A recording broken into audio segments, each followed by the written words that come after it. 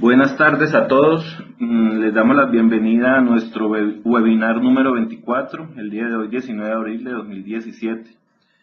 Agradecemos la participación que están teniendo ustedes cada mes, acompañándonos en esta capacitación que preparamos para que puedan ir actualizándose en algunos temas de importancia. También damos una especial gracia a los doctores Lisbeth Lora y el doctor Juan Alejandro Avendaño de Basic Farm, que este día nos van a colaborar dictando la charla La importancia del control de roedores, que esperamos sea de gran ayuda y utilidad para ustedes y nos puedan actualizar y ver qué tan bien están nuestros programas de control en cada una de las granjas. No siendo más, los dejo ya con el doctor Juan Alejandro. Recuerden que al final de la sesión pueden realizar las preguntas necesarias si quedan con algunas dudas, que aquí el doctor Juan Alejandro las va a responder con mucho gusto. Los dejo con él. Buena tarde. Buenas tardes. El día de hoy queremos compartir la importancia del control de roedores para la industria avícola. Cuáles serían como los factores condicionantes que nos pueden proliferar la infestación de estos animales y el impacto que pueden causar directamente para la parte avícola. Entonces, queremos que tengamos claro, como en la parte de introducción, que los roedores como plaga son 1.700 especies dispersas en 35 familias a nivel mundial. Es muy importante tener en cuenta también que nos afectan directamente y nos transmiten más de 25 enfermedades al ser humano, ¿sí? Y también a la parte avícola. Se consumen entre el 10 y el 25% del alimento que se produce en el mundo. Y la otra importancia que tiene es que lo que no se consumen lo contaminan, porque tienen un problema en el control del esfínter y por donde pasa siempre orinan. Entonces, lo que no se lo van a comer lo van a contaminar directamente y nos pueden causar gran cantidad de enfermedades y daños en la parte sanitaria. También hay que tener en cuenta que ya los roedores no nos tienen miedo. Los roedores se acostumbraron a vivir entre nosotros.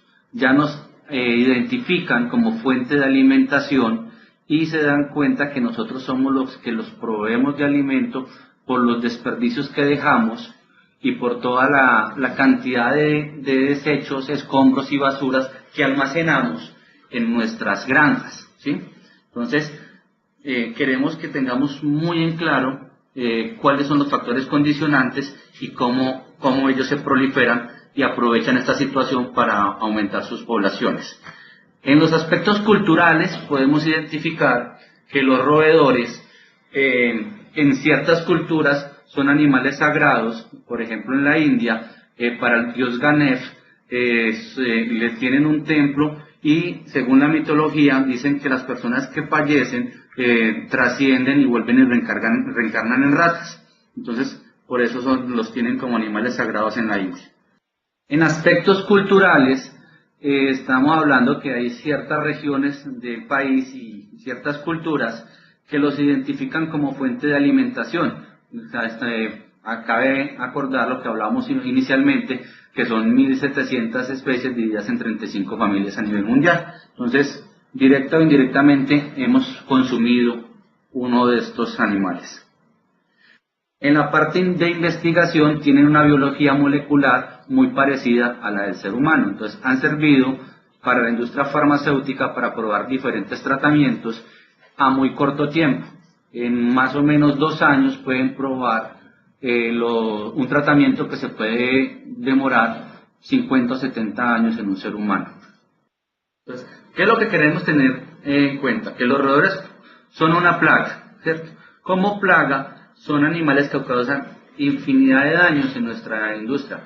Podemos ver en el cuadro superior izquierdo donde están dañando directamente bultos de alimento concentrado. En la parte inferior izquierda, todo lo que son acotados o acometidas eléctricas huevo, y también los vemos consumiendo materias primas. Entonces, ellos todo lo identifican como fuente de alimentación y están constantemente buscando la forma de poder llegar para causar consumo. Son animales que se adaptan muy fácil, todo lo que son sistemas de aire acondicionado, sistemas de refrigeración, lugares de almacenamiento, desperdicio de alimento en granjas. Muchas veces tenemos casinos y hay demasiado desperdicio de alimentos o subproductos que la gente desecha cuando termina de hacer su hora de almuerzo. Entonces, estos tipos de desechos que dejamos en granja se convierten en una fuente muy atractiva también para ellos, para alimentarse como proteína. Como plaga transmiten enfermedades directas al ser humano, ¿sí? Y tienen un potencial de causar una inmensa cantidad de daños a las granjas avícolas. Pero el verdadero peligro es la transmisión de enfermedades para el hombre. Eso hay que tenerlo muy en claro, ¿cierto?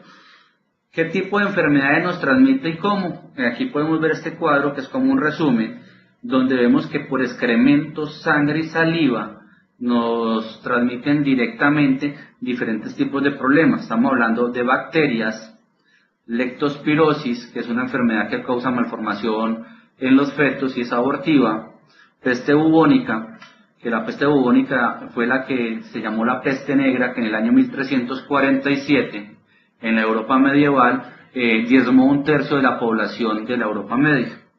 Fiebres por mordeduras, y también podemos identificar que nos transmite un problema que se llama salmonelosis. Cabe anotar que las personas que son positivas en salmonela son personas que tienen problemas para trabajar con la industria alimentaria, y nosotros tenemos que cambiar nuestro concepto. Ya no estamos hablando de granjas avícolas, sino que estamos hablando de fábricas de producción de proteína animal para el ser humano. Entonces el concepto va a cambiar, y al ser personas que tengan positividad en salmonelosis no podrían trabajar directamente en nuestras granjas, por un lado. Por otro lado, cuando un lote de animales o de aves sale positivo a la salmonela, es un lote que se ve condicionado sanitariamente a ser eliminado por contaminación, ya que no sería apto para el consumo humano. Vemos también que nos pueden transmitir virus, fiebres laxas, corimeningitis linfática, riquecias, que son irritaciones, tifus, erupciones riquecias, protozoos, la enfermedad de Chagas, la leishmaniasis, hongos, tiñas, helmintos, triquinosis. Entre todas estas son las enfermedades directas que nos transmiten al ser humano. Y cabe anotar también que nos causan problemas sanitarios en las granjas, que nos ocasionan pérdidas en resultados zootécnicos, bajas ganancias de peso, alta morbilidad dentro de las granjas, y también nos causa bajos resultados en postura. Se hizo una caracterización biológica y molecular de cepas de virus de Newcastle, ¿sí?, aislados en granjas avícolas comerciales en Colombia, para mirar que con la contaminación podía causar las ratas directamente en cepas de virus de Newcastle. Se aislaron en aves comerciales al Pitobius diperino, que es el famoso coquito, el cucarroncito que recircula tanto en las granjas, las torcasas, heces fecales de ratones, heces fecales de porcinos y otros. Entonces, hay dos tipos de virus que nosotros aislamos: velogénicos y lentogénicos. Los velogénicos, que son de alta patogenicidad o alta virulencia, y lentogénicos, que son de baja patogenicidad y causan alta morbilidad. O sea, no se mueren los animales, pero sí nos dejan animales enfermos que no van a llegar a los resultados zootécnicos que nosotros estamos esperando. Entonces, se hizo el aislamiento en aves comerciales. Ahí podemos identificar 56 tipos de virus de Newcastle velogénicos y 18 lentogénicos. En el Alpitobius diperino, que es el famoso cucarroncito o coquito, se encontraron 26 tipos de virus de Newcastle y velogénicos y 6 lentogénicos. En las torcasas, son unos animales que también causan una alta transmisión de problemas con Newcastle, y podemos ver que se aislaron 10 tipos de virus de Newcastle velogénicos y 2 lentogénicos. Y miramos las heces fecales de los ratones, vemos que es menor cantidad que las anteriores, 5 velogénicos y 4 lentogénicos, pero la diferencia ¿cuál es? La rata nos entra a la granja, se mete directamente hasta el comedero, va a las bodegas, se orina encima de la comida, se defeca directamente en los comederos de los animales y esto se lo pueden consumir fácilmente las aves. Si tenemos de pronto algún problema de inmunodepresión, algún problema sanitario, nos puede proliferar o nos puede disparar un problema mucho más grave cuando hay una inmunodepresión y de pronto nos puede entrar un problema en la parte de Newcastle, ¿sí? En las generalidades de las ratas es bueno que tengamos en cuenta los factores condicionantes para que ellas lleguen y hagan nido dentro de nuestras granjas. Hay que tener en cuenta que nosotros vamos a tener 2 tipos de poblaciones en las granjas. Las que van a vivir dentro de la granja, que son las poblaciones que nosotros vamos a identificar cuando se hace un diagnóstico, y las poblaciones migrantes, que son las que van viajando por todas las fincas aledañas o las granjas que encontremos alrededor. Entonces, como factores condicionantes podemos encontrar madrigueras que no se hace su debido taponamiento ni un control, andenes en mal estado, muros dañados, mallas sin colocar, mallas rotas, bodegas en desuso o mal uso, donde se acumula demasiado material que realmente no es funcional para la granja y no se le da un aseo ni un orden general. También vemos en la parte superior derecha, normalmente los huecos que se abren en los muros para hacer los desagües que no los tapan y quedan como entradas directas de los roedores hacia donde están las granjas. Podemos identificar también que cuando tenemos estas fallas, los roedores pueden hacer un alto consumo en los pollitos pequeños o en las pollitas y se las pueden estar comiendo y llevando para sus madrigueras. Ya hemos encontrado casos de madrigueras con un alto número de pollitos y pollitas guardados por las ratas. Miramos también la parte de lo que son las comederos en cadena o comederos en línea. Vemos en la parte inferior una rata al lado izquierdo que está llegando a hacer su comida en las horas nocturnas dentro de la granja de gallinas ponedoras. También los vemos que andan muy fácilmente por los sistemas de drenaje, alcantarillado, ya que estos son como una autopista para ellos, al no tener una tapa o algo que les impida el libre tránsito o una rejilla. Y también vemos que van a las granjas porcícolas o avícolas de los vecinos y vienen en migración nocturna a buscar alimento directamente en la granja de nosotros. En la parte reproductiva, es muy bueno que tengamos en cuenta cuál es el ciclo reproductivo, cómo es la dinámica poblacional que tienen las ratas y hasta qué nivel de infestación nosotros podemos llegar a tener dependiendo la cantidad de alimento disponible que ellas puedan encontrar directamente en nuestras granjas. Entonces, el ciclo de vida general de las ratas arranca con una concepción que dura 3 semanas para el nacimiento. Se puede hablar que nacen entre 5 y 10 animales por camada. Estos animales son destetados a las 3 semanas siguientes y entre 5 y 9 semanas ya tienen madurez sexual. Se habla que una rata puede tener un promedio de vida entre 6 y 18 meses, dependiendo de si hay un depredador que la pueda eliminar, si hay un control biológico, un control químico o si hay factores condicionantes para su desarrollo. Aquí podemos ver el ciclo reproductivo, miramos la madurez sexual, la parte superior, miramos el estro macho y hembra, miramos la parte de apareamiento concesión. Estamos hablando que son 21 días de gestación, que es prácticamente el mismo tiempo que demora la incubación de un pollito. El tiempo al parto, 21 días. Hablamos del destete, que son 6 semanas, y otra vez a los 21 días ya tiene madurez sexual. Entonces prácticamente con un ciclo de producción de aves es lo mismo que es un ciclo reproductivo de en pollo de engorde para los roedores. Aquí vemos las características para que empecemos a diferenciar e identificar las 3 especies que nos atacan directamente en las granjas avícolas. Hablamos de la rata norbergicus, que es la rata de alcantarilla, hablamos de la rata ratus, que es la rata de techo, y hablamos del ratón musculus, que es el ratoncito pequeñito, ratoncito común que llamamos. Miramos la edad de apareamiento y hablamos que la rata norbergicus o rata de alcantarilla entre 2 y 3 meses ya tiene edad de madurez sexual para arrancar su ciclo de apareamiento. La rata ratus, que es la rata de techo, estamos hablando que también el ciclo reproductivo de ella está entre 2 y 3 meses. Y hablamos del ratón musculitos, que es mucho más prolífero, y estamos hablando que entre mes y medio y 2 meses ya tiene edad de apareamiento. Miramos la duración del ciclo de gestación de cada una de estas y podemos identificar que la rata de alcantarilla se demora 22 días para parto, la rata de techo 22 días y el ratón musculitos 19 días.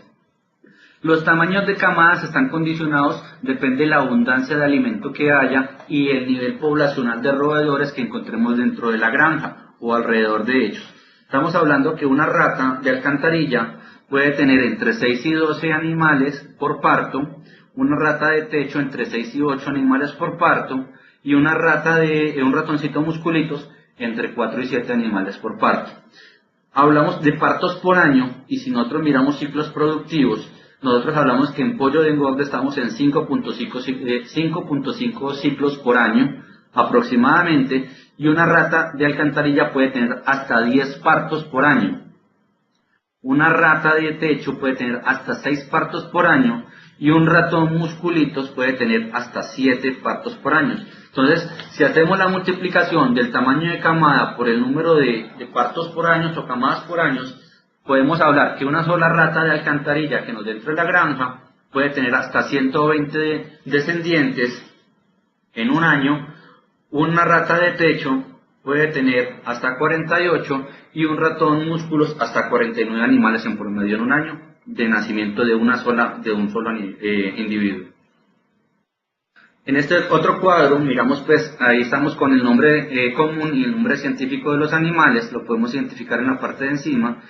La rata de alcantarilla, que es la rata norbergicus, la rata de techo, que es la rata ratus, y el ratón doméstico, que es el ratón musculus. Para que identifiquemos el tamaño, podemos hablar que la rata de alcantarilla puede pesar hasta 600 gramos en promedio en un año. Hemos encontrado ratas mucho más grandes. Otra característica de ella es que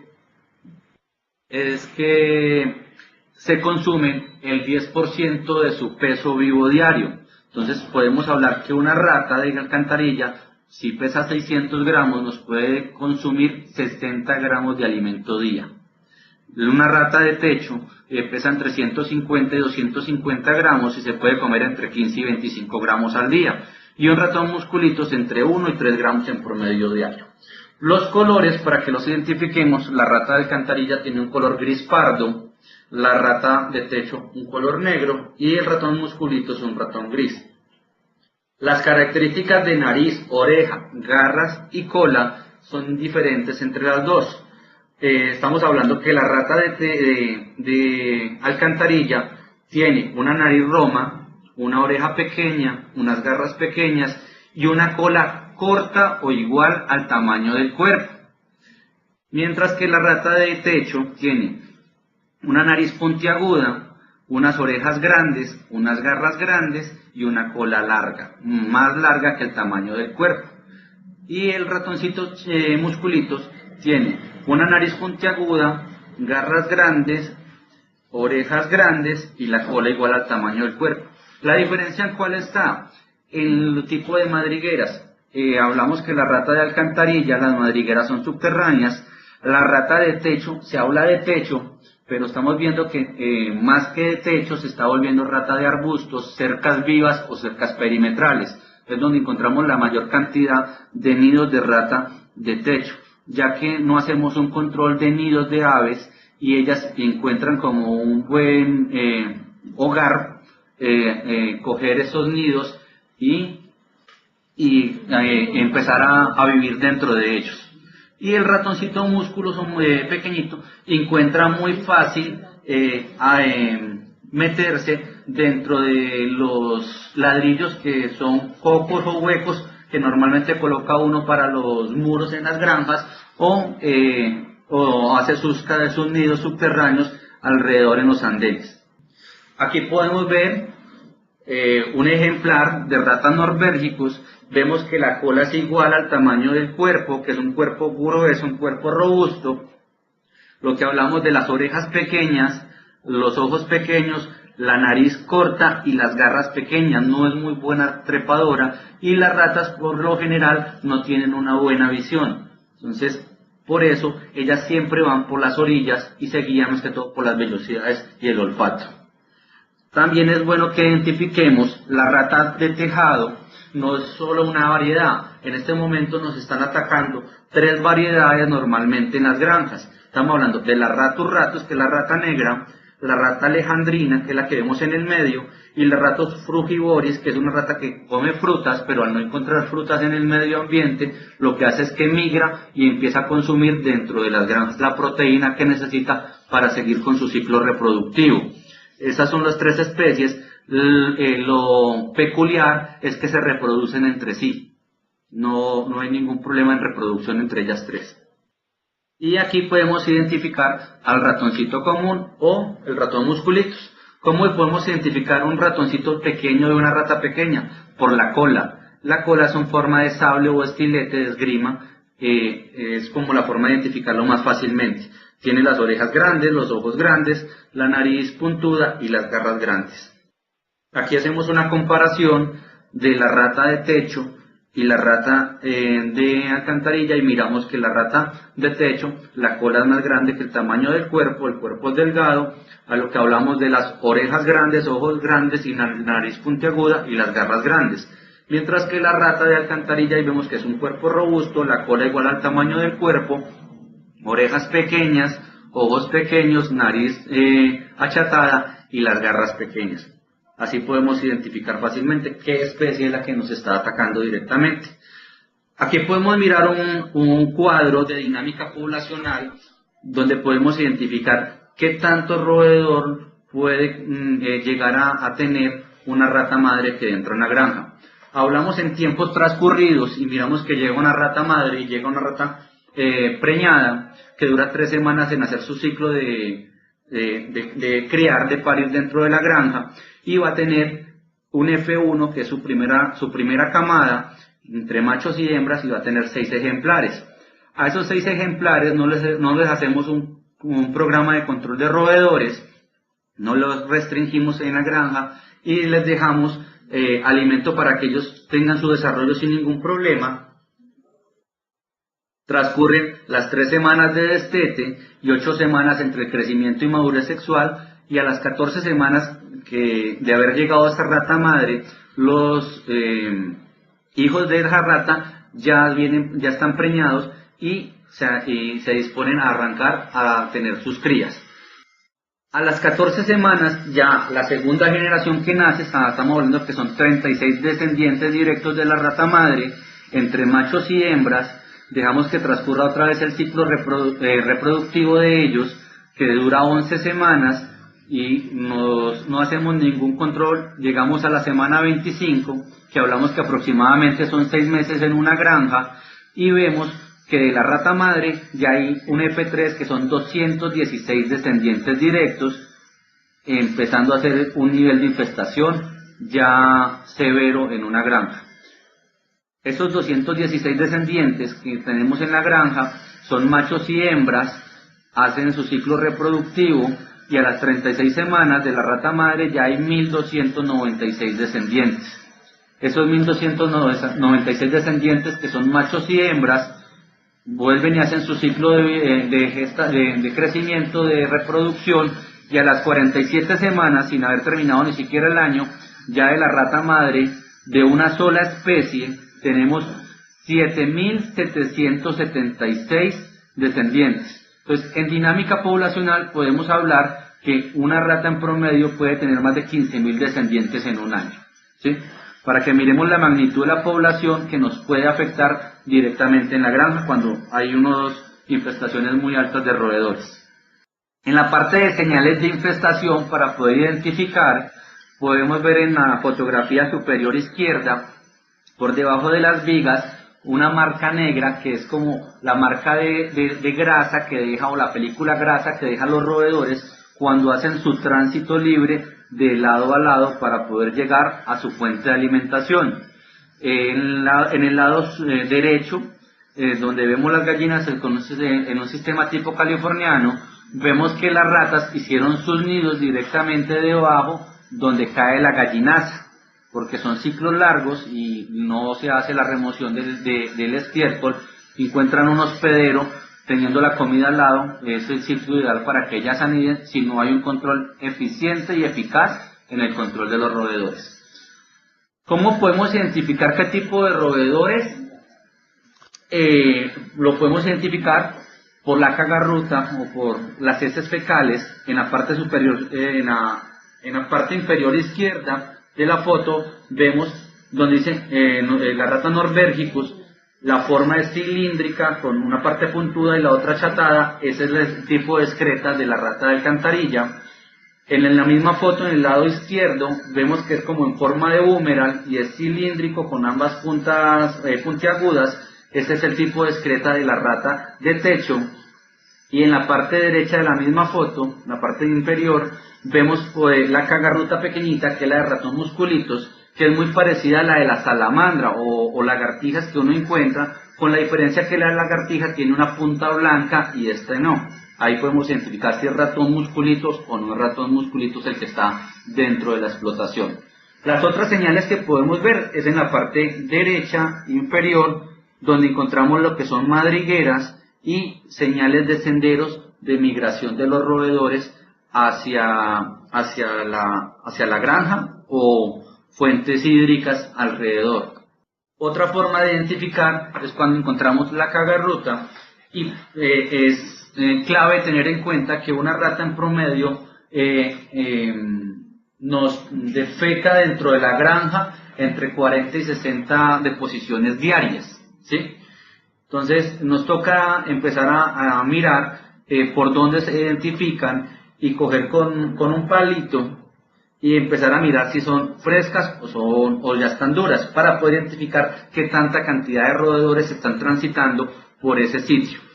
Es muy importante tener en cuenta también que en promedio una rata nos puede generar 600 mililitros de miau al año dentro de la granja. Si tenemos un nivel de infestación de 100 ratas, podemos estar hablando que al año las ratas nos están generando una contaminación de 60 litros de miaos dentro de la explotación.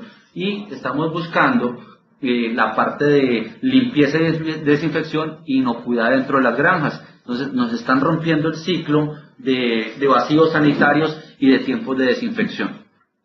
¿Cómo podemos calcular el nivel de infestación que tenemos en una granja? Se puede calcular, si vemos las excretas alrededor de la granja, podemos decir que estamos entre 1 y 100 ratas o a razón de una rata cada 20 metros cuadrados. Si solo vemos las ratas durante las tardes, noche, de forma irregular, podemos hablar que estamos entre 100 y 500 ratas o a razón de una rata cada 5 metros cuadrados. Si vemos ratas toda la noche, toda la tarde, noche e irregularmente en el día, podemos hablar que podemos tener una población entre 500 y 1000 ratas o a razón de una rata cada metro cuadrado. Y si vemos toda la noche y a menudo en el día la presencia de los roedores, podemos hablar que estamos entre 1000 y 5000 ratas o en promedio 2 ratas por metro cuadrado. ¿Qué es importante tener en cuenta? Son 3 especies las que nos atacan directamente, por un lado.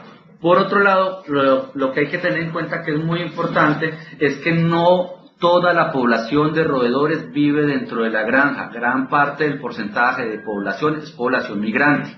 Normalmente las ratas hacen sus nidos en un área circulante donde encuentran su fuente de alimentación entre 300 y 500 metros a la redonda, y pueden hacer una migración entre 1.5 a 3 kilómetros buscando alimento en la noche. Entonces son ratas que nos pueden estar visitando, al vecino que tiene cerdos, al vecino que tiene gallinas, al vecino que tiene pollos, y nos pueden estar generando gran cantidad de problemas sanitarios. Por eso es muy importante tener activos lo que son todos los restaurantes de cercas perimetrales para evitar el libre tránsito de roedores hacia las granjas. Otra cosa importante es que hay que tener en cuenta que las ratas son animales muy inteligentes, no están estructuradas socialmente en 3 grupos: un grupo alfa, un grupo beta y un grupo gamma. Estamos hablando que el grupo alfa son los machos dominantes, que el grupo beta son las hembras reproductoras y el grupo gamma son jóvenes, viejos y enfermos. ¿Sí? Ese grupo alfa, que son los machos dominantes, por eso es tan importante cuando hacemos los procesos de diagnóstico y control de roedores, no hacer esas desratizadas severas que se hacen a veces en las granjas con algunos productos que son altamente tóxicos, porque eliminamos tanto machos alfa como beta como gamma. Normalmente los roedores siempre mandan a los jóvenes y viejos y enfermos a consumir lo que encuentran nuevo de alimento, les hacen seguimientos durante 2 o 3 días para mirar si el animal se muere, y si se muere ya los demás roedores no van a consumir de ese alimento. Por eso la importancia que el producto que trabajamos sea un anticoagulante de acción retardada para que no genere recelos entre ellos y se demore entre 4 y 6 días en hacer su efecto, ¿sí?, de inhibición de la vitamina K. Es importante también tener en cuenta que cuando nosotros hacemos esas derratizaciones severas, creamos un efecto colateral que se llama un efecto boomerang, porque matamos los machos alfa y todos los jóvenes que quedan vivos quieren ser machos alfa. Entonces ahí es cuando ellos arrancan a reproducirse con todas las hembras que tengan madurez sexual y hay unos incrementos poblacionales muy altos, ¿sí? Lo otro que también es muy importante es que cuando hay establecida una población dentro de la granja, los machos alfa, que son los machos dominantes, autorregulan el tamaño de esa población. ¿Por qué? Porque ellos crecen, nunca dejan de reproducirse, toda la hembra que tenga madurez sexual la van a preñar, pero cuando ven que el alimento escasea o empiezan a competir con alimentos con los demás individuos, inmediatamente empiezan a matar las camadas que van naciendo para regular la población y que no se vea comprometido su alimentación ni su supervivencia. Continuamos, por favor. Entonces, los aspectos importantes del control de roedores. ¿Qué hay que hacer en un diagnóstico? Tenemos que mirar la capacidad de carga, ¿sí? ¿Cuál es el umbral de daño? ¿Qué cantidad de animales hay en la granja? Y cuando arrancamos con un programa de control de roedores, es muy importante tener en cuenta que la dinámica poblacional, como estableciendo un programa, arranca a disminuir en el 50% y sigue disminuyendo de forma gradual. Ningún programa de control de roedores te puede garantizar que elimines el 100% de la población. Te baja los índices poblacionales y te controla la capacidad de carga de animales en la granja por noche o en el tiempo que tengamos la producción, y minimiza el umbral de daños que pueden causar a la infraestructura, tanto en acotado eléctrico como en cortinas, como en mangueras y contaminación cruzada que nos puedan generar.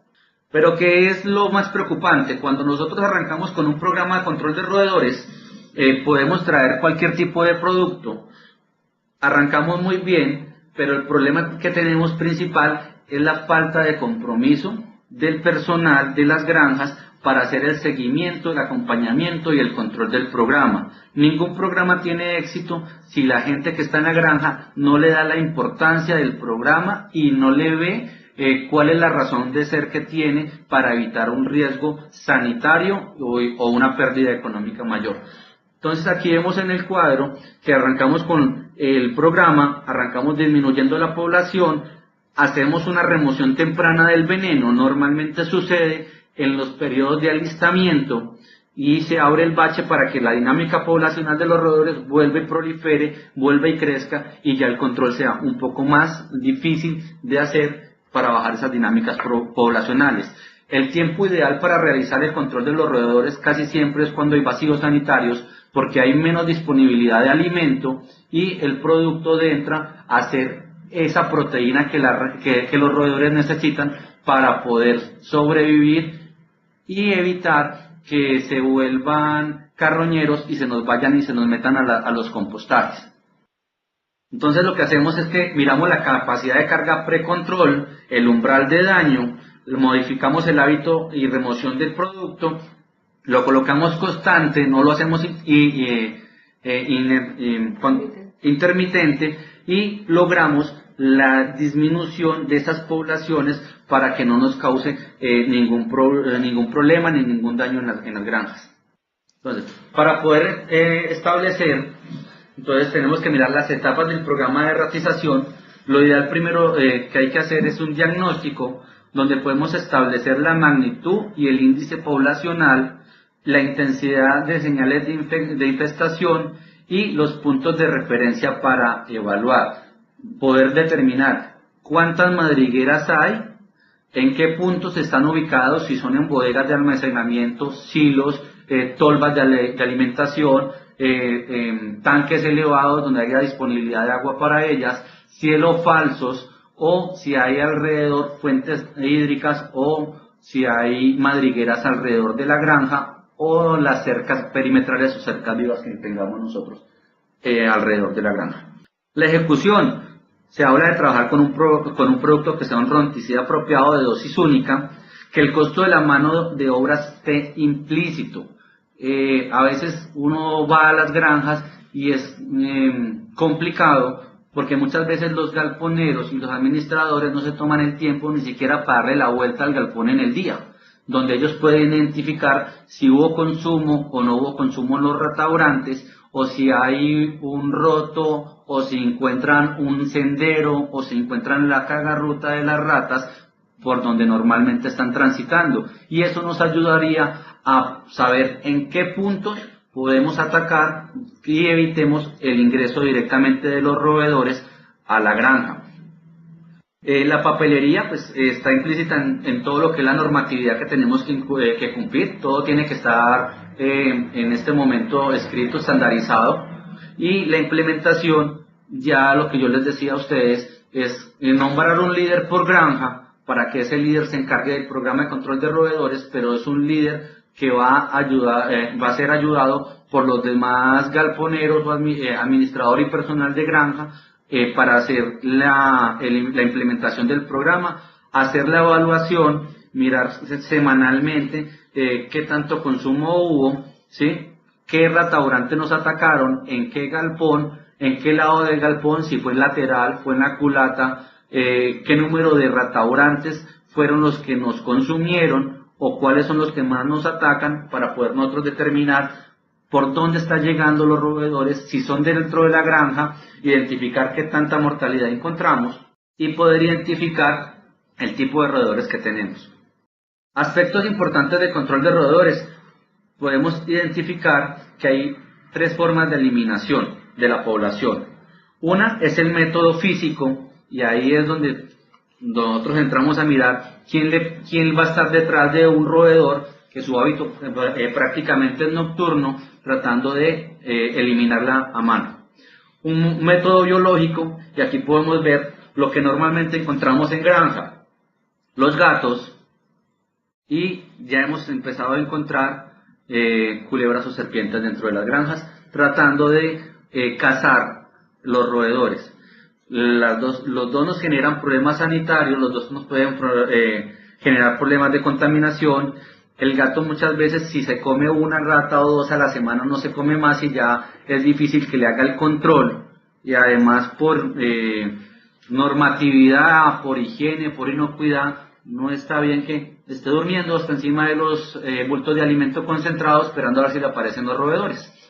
Y el otro tipo de control que nosotros estamos hablando es un control químico, que es el que estamos en este momento evaluando, revisando, y implementando en las granjas, que nos trabaja 24 horas del día, 7 días a la semana, y nos sirve como centinela y podemos identificar fácilmente el consumo de este producto. Hay que también hacer mejoramiento ambiental, tanto ambientes internos y externos, y el taponamiento de entradas. ¿Qué significa eso?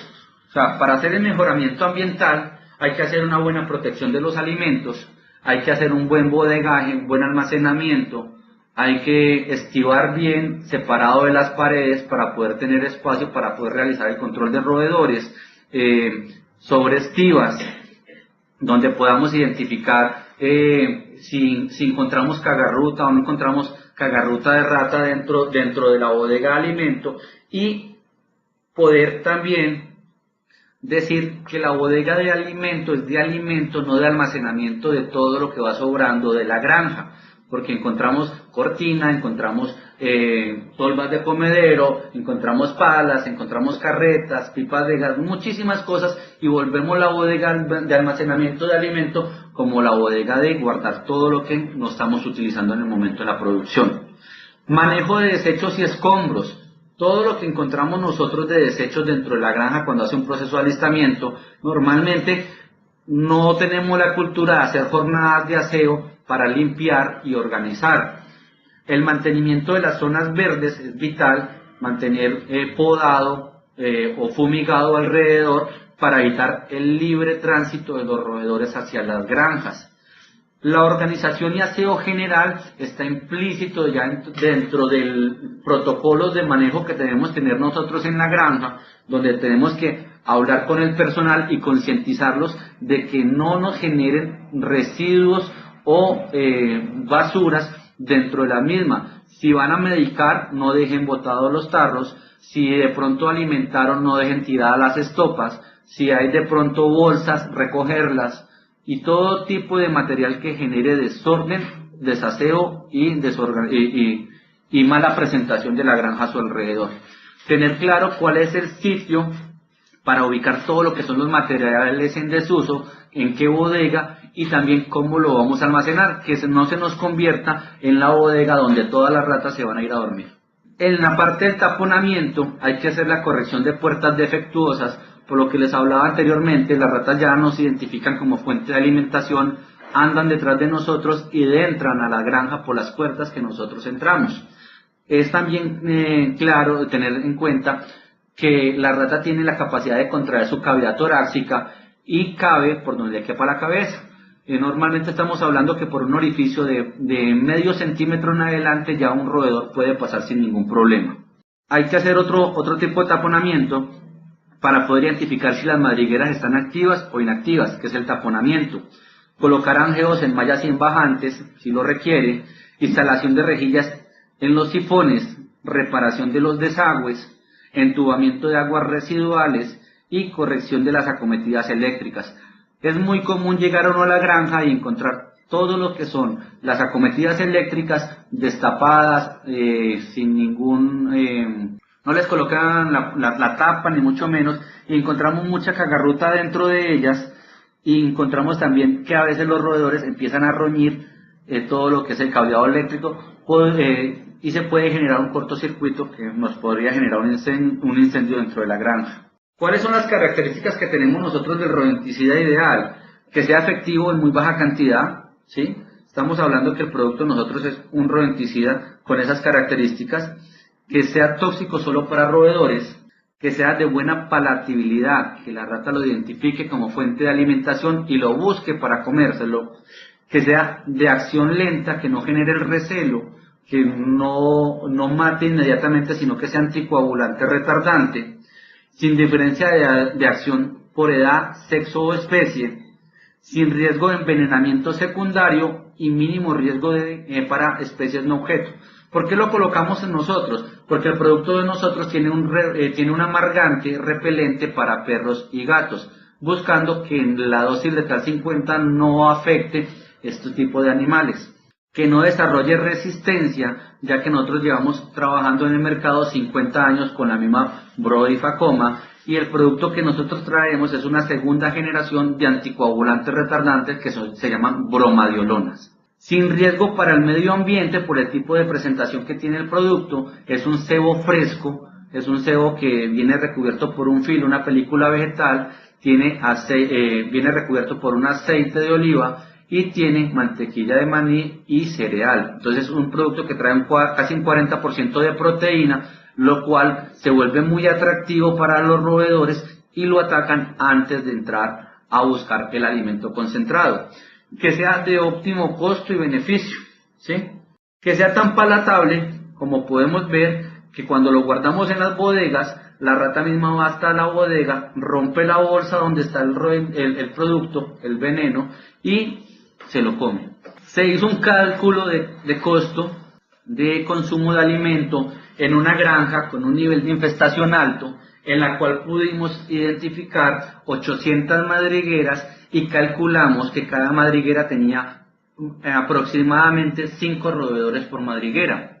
Esto es para poder calcular el impacto económico que puede tener el no tener un programa de control de roedores en las granjas. Esta es una granja de gallina ponedora donde el nivel de población que había eran 4.000 roedores en promedio, y si hablamos que se comen el 10% de su peso diario, y las ratas son en promedio de 300 gramos, estamos hablando que se comen 30 gramos, lo multiplicamos por el número de roedores y hablamos que en la granja las ratas estaban comiendo un promedio de 120 kilos diarios. Dirán, el volumen que tenían era un volumen grande, una granja como de 200.000 aves, no se nota, pero si nosotros hacemos un costo del concentrado, le colocamos un precio a 850 pesos el kilo, podemos calcular que al día las ratas estaban comiendo en promedio 102.000 pesos.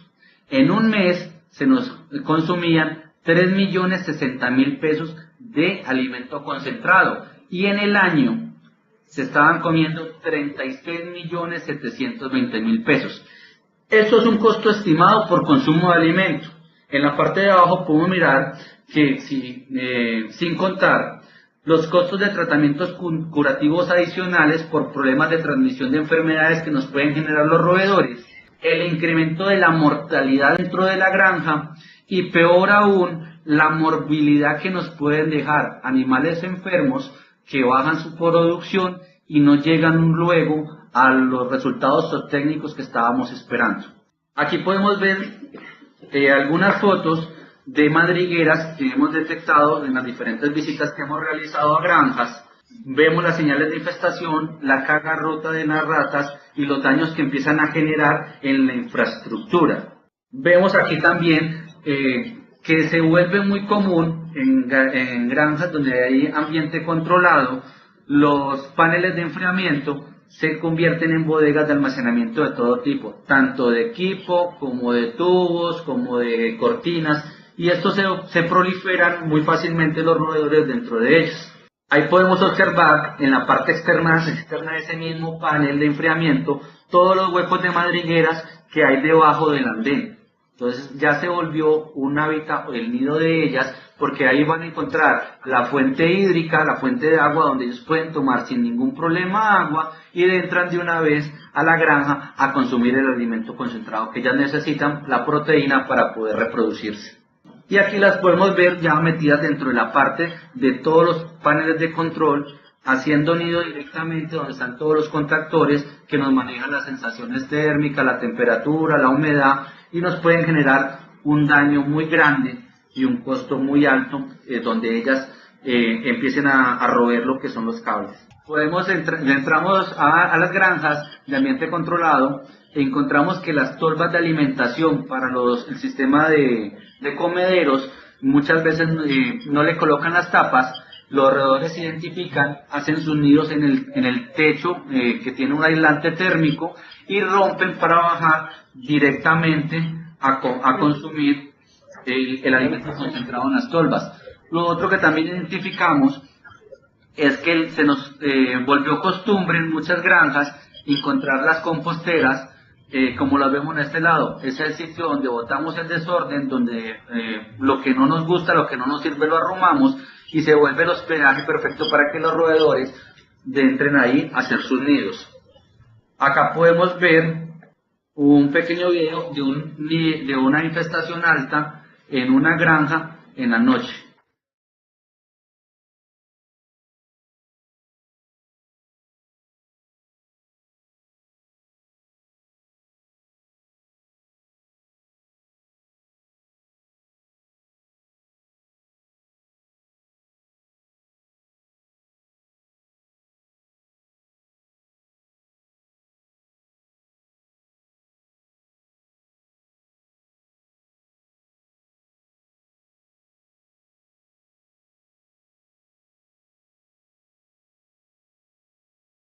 Ahí se pueden ver roedores transitando libremente en la noche dentro de los galpones. Aquí podemos identificar lo que les hablaba cuando hacen un mal proceso de estivación o de arrume del alimento concentrado, empiezan a caer el alimento y queda acumulado dentro de las cortinas y se vuelve un nido para los roedores y una fuente de alimentación. También los mojados o desperdicios que sacan los arruman al lado del compostaje y ahí podemos encontrar cantidad de madrigueras de ellos. Acá podemos mirar una bodega de almacenamiento de equipo no utilizado en la granja, y para poder realizar un programa de control de roedores dentro de una bodega de este tipo, que es muy común encontrarla dentro de las granjas, es muy difícil poder llegar a hacer un control efectivo. Lo ideal es una compostera, como les he enseñado, al lado derecho, donde tenga sus andenes limpios, su canal bien organizada y esté despejada para poder hacer un buen control de roedores y evitar que entren a hacer nidos dentro del compostaje. Lo otro que identificamos, hay algunas granjas que tienen silos de almacenamiento, pero no tienen el sistema de surtir directamente los comederos. Entonces toca hacer entresaca de alimento y se puede observar el desperdicio de alimento por la falta de no colocarle una cortina en la parte de abajo para recoger cuando hacen la llenada de los bultos, y el desperdicio tan grande de alimento que vamos a encontrar fuera de la granja. En la noche se encuentra, cuando uno va a hacer visita, gran cantidad de roedores alimentándose directamente debajo del silo. Lo otro que es importante es que miren, esto es una fotografía en una granja de una rata haciendo el zigzag por en medio del angeo de la malla, que hablamos que es malla ojo de pollo, y ella tiene, como les decía, la capacidad de contraer su cavidad torácica, es muy flexible y entra por cualquier lado sin ningún problema.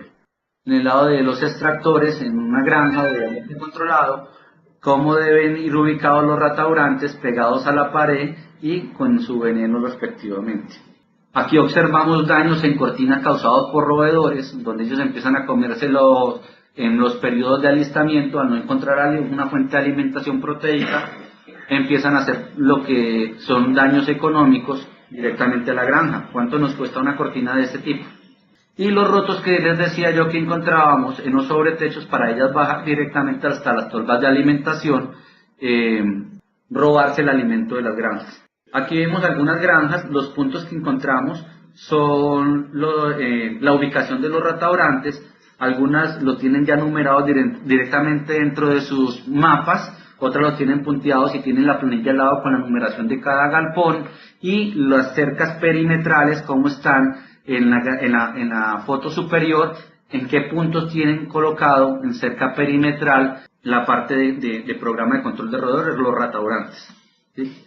Aquí vemos otra granja, la del lado derecho es una granja ambiente controlado, entonces tiene gran cantidad por el número de puertas que tiene, que lo ideal es colocar un rataurante antes y otro después de cada puerta, por lo que yo les hablaba de que la rata no tiene una buena visión, se guía más que todo por el olfato y por las vellosidades, y siempre busca la pared para poder circular sin ningún problema. Entonces, si tenemos control de roedores antes de la puerta y después de la puerta, por donde llegue la rata, lo primero que va a encontrar es el producto para que se lo consuma. También es importante saber o tener en cuenta cuál es el tipo de trampa que vamos a utilizar, que nos garantice la no contaminación y el no riesgo para especies no objeto. Esas son las trampas de tipo industrial para las plantas de sacrificio y las plantas de alimento, que están regidas por INVIMA y tienen otra normatividad. Les exigen para poder trabajar con este tipo de productos. También es bueno tener en cuenta que por buenas prácticas avícolas y por la normatividad que se viene, estas trampas son las que van a exigir a futuro en todas las granjas comerciales. Aquí les hago la presentación del producto que estamos hablando. Nuestro producto se llama Ratolí, es una bromadiolona, concentración 0.05, es un cebo fresco, de unas características, como les mostraba anteriormente, muy palatable. Es un rodenticida anticoagulante que pertenece al grupo de las hidroxicumarinas, que es eficaz para el control de todas las especies de roedores, tanto juveniles como adultos, y que pertenece a la segunda generación de anticoagulantes retardantes. ¿Por qué? Porque ya llevamos 50 años trabajando con la misma molécula y hemos notado que no hay un consumo como debería ser para hacer un control más eficiente y más eficaz en granja. Aquí vemos que la bromadiolona es un cebo fresco que es eficiente contra las ratas de los tejados, que estamos hablando de las ratas ratus, las ratas de alcantarilla, que son las ratas norbérgicas, el ratón común, que es el ratón músculos, ratones de campo y topillo común. Aquí miramos un cálculo de consumo de dosis letal 50, o sea, la dosis letal para envenenamiento, y miramos la bromadiolona que está en el cuarto renglón, donde habla que el 0,7% del cebo, 0,7 gramos, es dosis letal para un roedor de un tamaño de más o menos 250 a 300 gramos. Si miramos el consumo de un ratoncito pequeño, estamos hablando de un ratón músculos, la dosis letal 50 para él serían 7 décimas a 1 gramo. Entonces, los cebos aproximadamente vienen de 10 gramos de peso y podemos envenenar varios animales con el mismo cebo. No me cargan los videos, tenía 2 videitos para mostrarles la efectividad del producto, como para que miraran cuál era el efecto que hacía directamente en campo. Lo veo complicado para transmitirlo. Y lo importante es quién se comió tu queso. No hay que dejar que un problema de roedores nos quite todos los beneficios que podemos tener en una granja de producción y nos dañe todos los procesos de inocuidad, limpieza y desinfección que estamos implementando. Muchas gracias, quedamos abiertos para cualquier pregunta o inquietud.